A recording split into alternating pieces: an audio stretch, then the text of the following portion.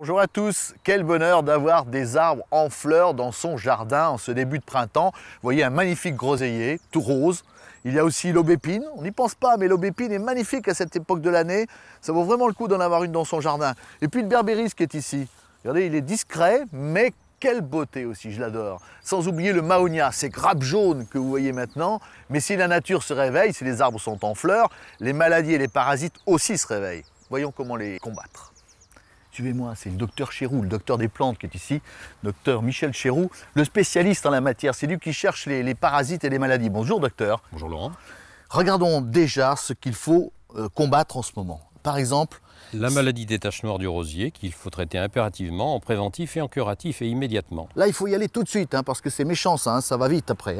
Autre maladie sur le fusain. Le fusain, on a de la cochenille qui se développe et qui provoque ces taches noires, cette fumagine qui est un champignon. Oui, là encore on lutte avec des moyens chimiques ou naturels, peu importe, à vous de choisir. Regardons les pucerons. Dieu sait s'ils envahissent en ce moment. Il faut dire qu'on est dans une période de l'année où il fait chaud, il fait frais, il y a de la pluie. Ça Tous va pas les bien. éléments pour le développement des pucerons sur la fève, sur du plantain, sur d'autres plantes également. Sur la fève, on le voit. On le voit, c'est un petit puceron vert là qui se développe. Ouais. Et qui va jusqu'au pied. Qui va jusqu'au pied, qui se met également au niveau de la racine. Ici, sur le haricot. Nous avons l'acarien tisserand, l'araignée tisserande, là, qui provoque cette ponctuation sur la feuille, évidemment, qui empêche la photosynthèse d'alimenter la plante. Oui, ça veut dire qu'on ne voit pas bien, on voit simplement la nature de la feuille. On voit les marbrures simplement sur la feuille.